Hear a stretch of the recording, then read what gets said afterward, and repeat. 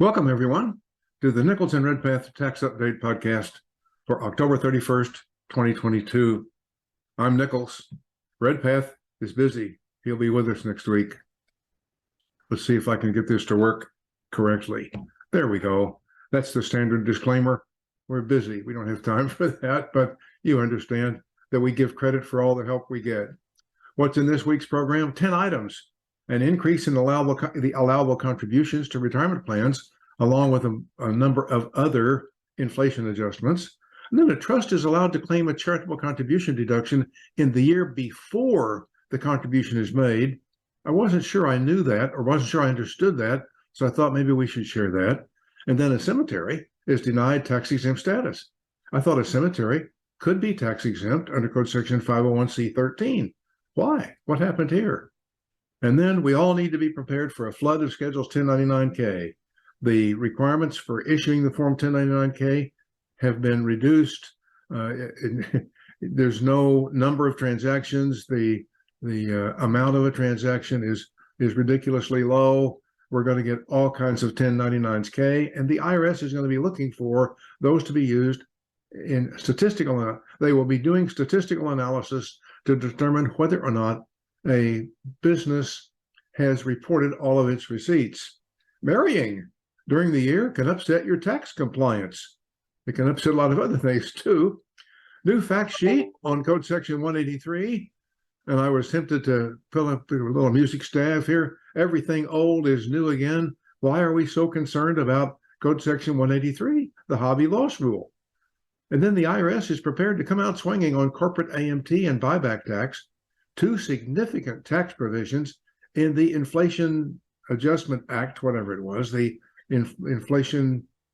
IRA.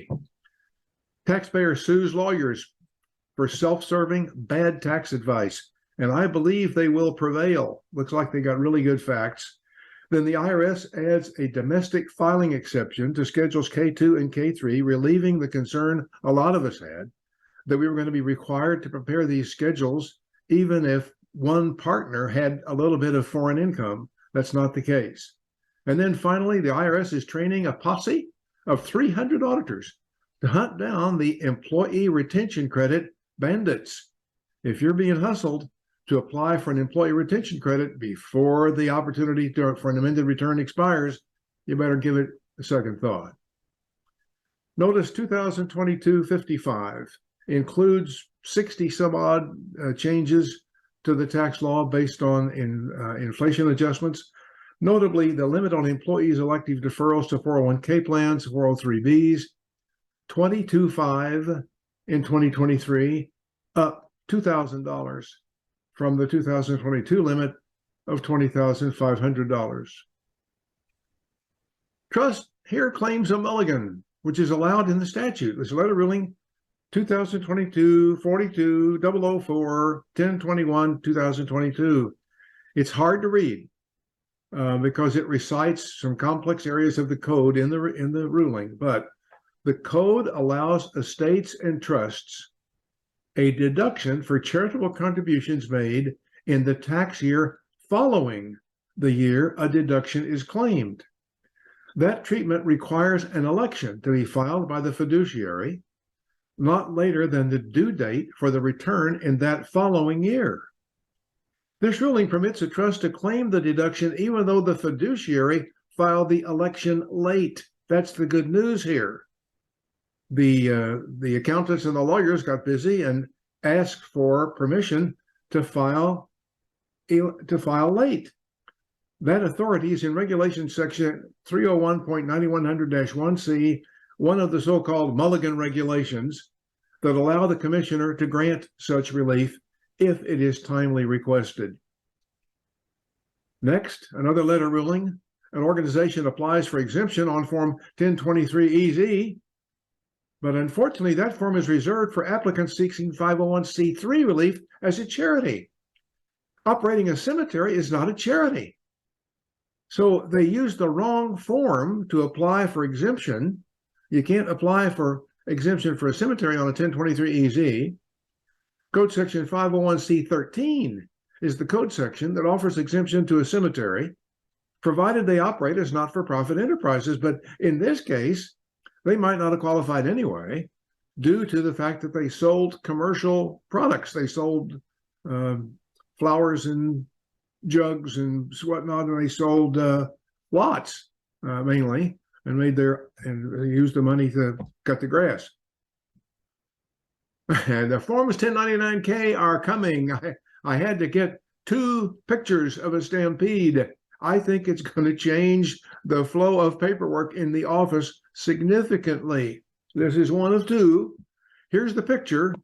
Here's what we need to know. You must report all income on your tax return unless it's excluded by law. Whether you receive a form or any other information returned, it doesn't matter that you don't get a 1099. If you got the money, you got to report the income. But it's easy to forget income not reported to the IRS, right? The American Rescue Plan Act of 2021 lowered the reporting threshold for third-party networks that process payments for those doing business, the people that are selling online. Prior to 2022, Form 1099-K was issued for third-party payment network transactions only if the total number of transactions exceeded 200 and the aggregate amount exceeded $20,000.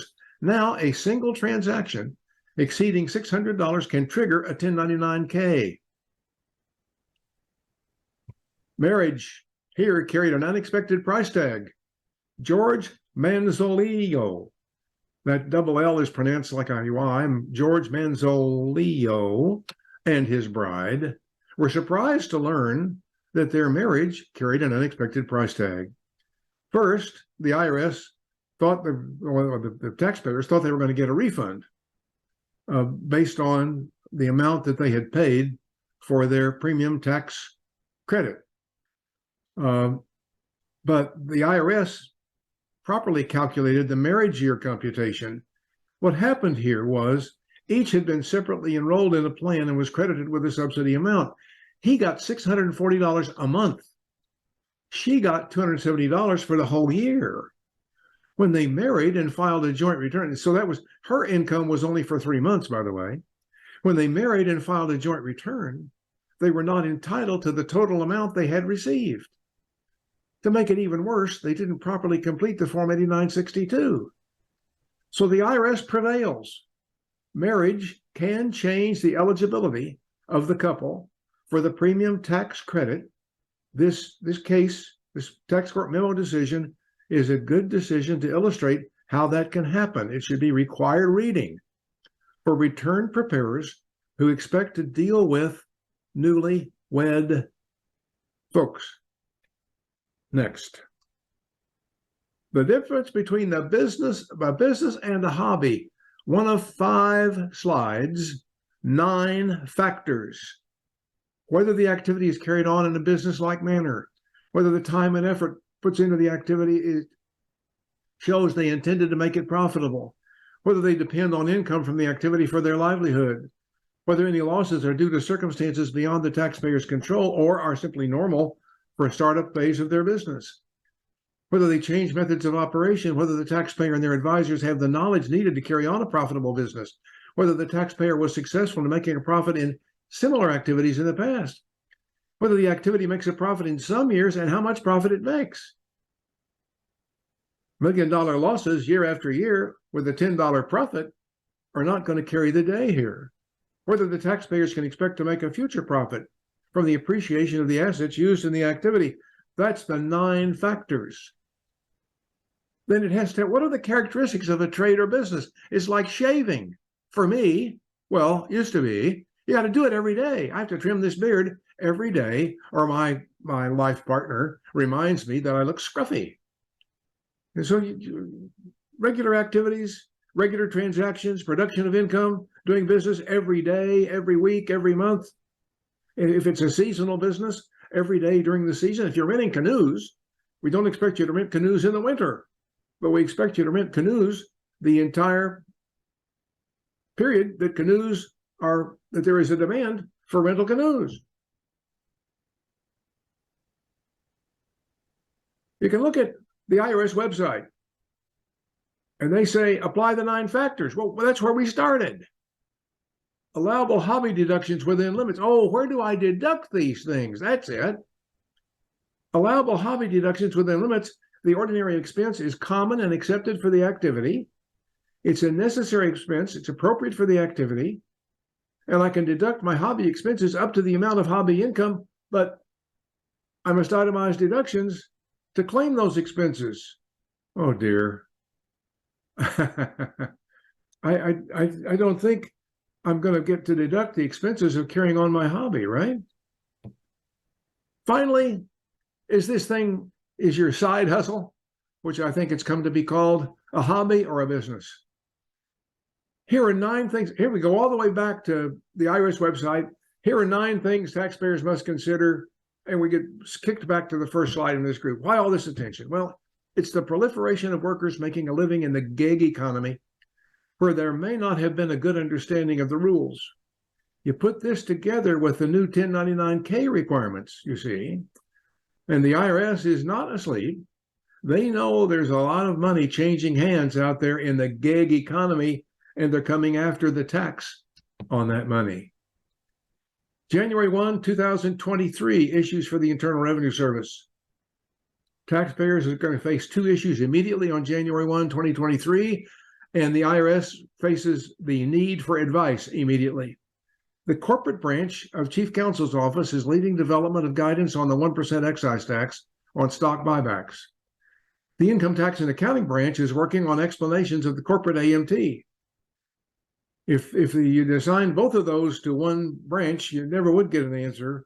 So the hope is that they will have, by January 1st, they will have guidance on the corporate AMT, and they will have guidance on the 1% excise tax on stock buybacks.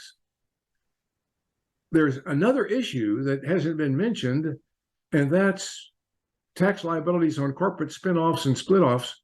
That's next on the list. The IRS sees no need for guidance on that immediately following the beginning of the year. Attorneys sued for bad tax advice, and they should have been. Riddinger, the Riddingers were a charitably minded couple. They had a business that owned a yacht. They wanted to contribute the yacht to a charity. They got some guidance as to which charity might be the right one from the captain that ran their yacht for them, an honest man.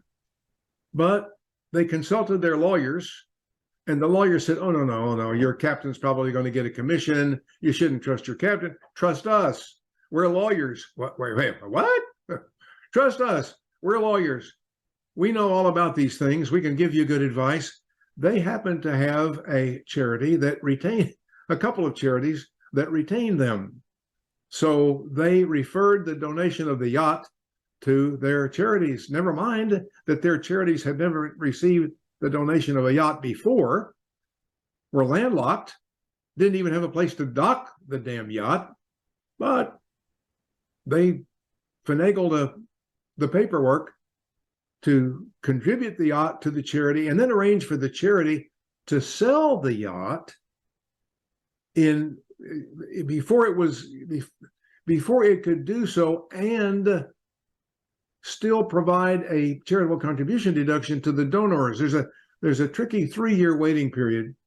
If you contribute tangible property and you claim a charitable contribution deduction for the tangible property, the charity that receives it sells it within 3 years. It's the sales price that they get for it that determines your charitable contribution deduction. In this case, they had claimed a charitable contribution deduction of $4,930,000, but because the lawyers and their charities bungled the transaction, booted the ball, if you will, they got a charitable contribution for $1,300,000 after spending quite a bit of money on legal fees to sue these lawyers. Let's follow this, by the way. Let's see what happens to Riddinger versus Stone, because Stone is the lawyer and should lose, in my opinion. K2 and K3 filing exception, they're not going to be required. Hallelujah. They're limited if you have limited activity or no foreign activity. If the only foreign activity is passive category foreign income that only generates $300 or less of taxes subject to the FTC, If it's shown on a payee statement, such as a 990 DIV, and all partners are U.S. citizens or resident aliens, you're looking good. If you have those facts, you send a specific notification to the partners by January 15th, you're not going to get a K2 or a K3 from this partnership. That's fine. If no partners request to schedule K3 by February 15th, you're good. If information is requested later, you only provide the information to the requesting partner. But if a partner requests the information before February 15th, then you have to deliver the letter that you said you weren't going to send to every partner because one partner requested the information. 300 auditors on groups. They come out in groups because they come in platoons. 300 auditors form a posse to hunt down the employee retention credit promoters and their customers or their clients who claimed bogus credits. The IRS Small Business Self-Employment Division got wind of abuses in this area, and they've trained 300 auditors nationwide who will do nothing except examine claims involving employee retention credits. Those claims, those cases will be assigned at the regional offices and handed over to auditors who will then undertake audits. The statute will not run once the audit begins. Criminal tax investigators, by the way, are going after the promoters, the enablers. The innocent victim may escape with nothing more than an enhanced tax liability, but the promoter, oh, could that be you? You're a CPA. Were you telling your clients that they could claim an employee retention credit without being sure that they could? Oh, I hope not. No one in South Carolina would do that, would they? Until next week, it's me, Len Nichols, signing off. Hopefully we can get Redpath back in harness here.